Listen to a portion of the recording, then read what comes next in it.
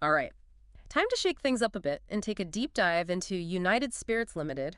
We've got their unaudited financials, and to help us make sense of it all, well, I've got an expert right here with me, so welcome to the show. You've spent quite a bit of time really digging into financial statements, especially in this industry, haven't you? Oh, absolutely. Always fascinating to see how these companies are doing, especially a company like United Spirits, given their track record. Speaking of their track record, first thing that caught my eye was that 11.6% jump in revenue, year over year, just in the first half of 2024. It's a pretty good sign, right? Seems promising, yeah. But you got to ask, is this growth keeping pace with the whole Indian beverage market, or is United Spirits really outpacing the competition? Got to figure out, is this the kind of growth they can keep up, or are there some, temporary things going on? Makes sense. Makes sense. Now, I'll be honest, I'm not exactly a financial guru, but one thing that really stood out to me was this excise duty. Seems like it's taking a massive chunk out of their expenses. We're talking more than half. What's the deal with that? You've hit on a crucial point. In India, excise duty for alcoholic beverages, well, it's a big deal. Bigger than a lot of other markets, that's for sure. Yeah. This huge tax burden, it really puts the squeeze on profitability. hmm Makes you wonder how companies like United Spirits manage their pricing, to stay profitable in that kind of environment. Yeah, it really does make you think. Now, here's a curveball I wasn't expecting. So, United Spirits Limited, this huge name in liquor, they also own a sports franchise, Royal Challengers Sports Private Limited. Talk about unexpected.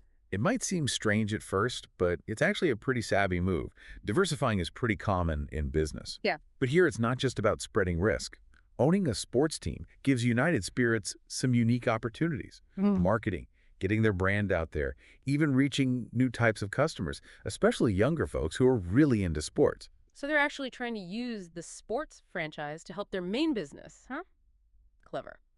Now, going through these reports, I came across some stuff about past investigations, possible financial irregularities, even some ongoing legal stuff. They even mentioned the former chairman, Vijay Mallya. What's the story there? Well, we can't really ignore that part of this story. United Spirits is trying to move on, but these past issues definitely cast a bit of a shadow. There were accusations of, well, let's just say things weren't managed so well financially under the old leadership. And those legal battles still Mm. going on. Definitely adds a layer of uncertainty for anyone thinking about investing. Definitely sounds like there's more to it than meets the eye. And while we're on the topic of things that caught my eye, there's this whole thing with IDBI Bank. They say they're still owed INR 46 crores, even after the loan was prepaid. How does that even happen? It's like paying your credit card bill twice and then trying to get a refund for overpaying. It's definitely an odd situation. It really shows how complicated their financial dealings can be. Here's the thing. United Spirits and IDBI Bank, they both see the loan agreement differently. This is where understanding all those terms and conditions, all the fine print, becomes super important. What this case really highlights is that you can't just look at the numbers. You've got to understand the stories behind them. So it's a bit of a he said, she said, with some potentially big financial consequences. Exactly. And it's not just some minor detail either. This could really impact their bottom line, you know? Just this one case makes you wonder about how clear their financial reporting really is. It's like trying to follow a cocktail recipe, but half the ingredients are in some kind of code. And you're not even sure if the bartender's trying to be secretive or just doesn't know what they're doing. Oh. But on a serious note, this brings up something pretty important about how United Spirits Limited is set up. They've got all these subsidiaries, both here in India and internationally. Adds a whole other level of complexity when you're trying to figure out how healthy they are financially. Right, like trying to solve one of those jigsaw puzzles where half the pieces are hidden in other puzzles. What kind of risks are we talking about with all these subsidiaries? Well, first off, it can make it tough to get a clear picture of their financials. Those consolidated statements they put out, they only tell part of the story. We need to see how each of these individual subsidiaries is performing, especially the ones they're restructuring or maybe even thinking about selling off. Makes me think about that rationalization process they've been talking about. Sounds like they're trying to streamline things, but could this actually make things even more complicated for investors, at least in the short term? It's a bit of a catch-22. On the one hand, it shows they're serious about being more efficient, focusing on what they're good at, getting rid of parts of the business that aren't doing well or don't really fit. That can definitely unlock some value and make their financial position stronger. But here's the other side where that it takes time, it takes money, and it takes focus. The big question is, are they getting a fair price for these assets they're selling? And what are they doing with that money? Paying down debt, investing in their core business? Or are they just trying to keep shareholders happy for a little while? So it's not as easy as just hitting the cleanup button on their spreadsheet. Got to look at the specifics and what it might mean down the road. Exactly.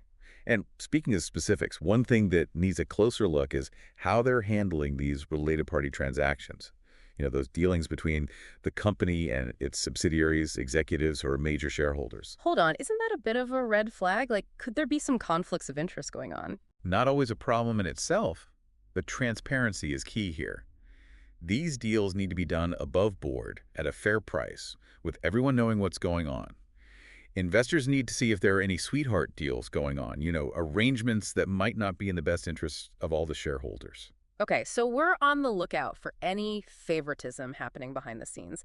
Sounds like these financial statements are less about crunching numbers and more about reading between the lines. Now you're getting it. For example, look at how they're dealing with contingent liabilities.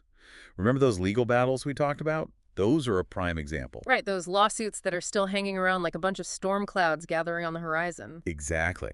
Those lawsuits are potential obligations that could have a big impact on their finances.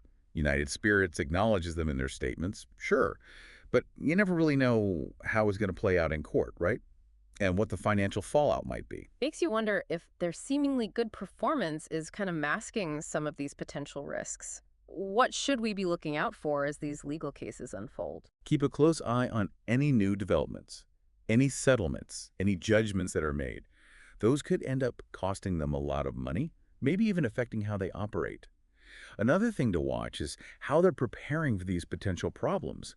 Are they setting aside enough money to cover potential losses? Transparency and making sure they're financially prepared, that's what's going to keep investors feeling confident. So we want to see them being proactive and realistic about these potential problems, not just crossing their fingers and hoping for the best. 100%. Mm. And all of this brings us right back to that big question. Is United Spirits Limited really turning over a new leaf? Or are they just trying to outrun their past? It's a real head scratcher, isn't it? On the one hand, you've got their recent performance, and it looks pretty good, at least on paper. But then you've got all these other things going on, the legal issues, their complicated structure, those questions about transparency. Makes you think there's more to the story than meets the eye. Yeah, it does feel like we're trying to put together one of those puzzles, but the pieces keep shifting right in front of us. Perfect analogy. And that's exactly why anyone thinking about United Spirits Limited needs to do their homework. This isn't one you can just buy and forget about. You got to keep a close eye on things, really understand their financials, and see how all these outside factors play out, those legal cases, any new regulations, and how well that whole restructuring plan is going. So don't be fooled by those shiny performance numbers. There's a bigger picture here, and it takes a little digging to see it clearly. Couldn't agree more. It's about going beyond the headlines, looking at the nitty-gritty. Like, how are they dealing with those excise duty increases? Are they passing the cost on to us, the consumers, with higher prices, or is it eating into their profits? And what about their big-name brands versus the newer stuff? Are they coming up with new things, keeping up with what people want? It's interesting you mentioned people wanting different things. Do you think this whole sports venture means they're trying to appeal to a younger crowd? The ones who are all about experiences. Could that be part of their long-term plan? It's definitely something to consider. Owning a team like Royal Challengers, it lets them connect with people in a different way, build some loyalty to the brand, and yeah, maybe reach those folks who don't care much for the usual advertising. Especially important now, with younger people in India becoming, well, a pretty powerful group of consumers. It's like they're playing the long game, trying to create a whole lifestyle around their brand. Exactly. And that takes us back to that fundamental question investors got to ask. Is United Spirits Limited truly changing for the better? Are they putting those past troubles behind them and setting themselves up for a bright future? Or are they just trying to outrun their history, with all that baggage potentially catching up to them down the road? That's the million-dollar question, isn't it? It takes careful thought, a healthy dose of skepticism, and a sharp eye for both the opportunities and the risks. I have a feeling we'll be revisiting United Spirits Limited on the deep dive as things develop. I'd say that's a safe bet. United Spirits Limited, they're never dull. Anyone who wants to invest with them, they better understand what makes them tick. Well said. And on that note, a huge thanks to you for joining me on this deep dive into United Spirits Limited. Really appreciate your insights. Helped us make sense of it all. It's been my pleasure. And remember, folks, Knowledge is the best investment you can make. Couldn't agree more. And to everyone listening, thanks for joining us on the deep dive. Don't forget, we want to hear from you. Bring your own financial mysteries, those companies you're curious about. We'll break it all down together right here on the deep dive. Until next time, keep those questions coming and never stop exploring.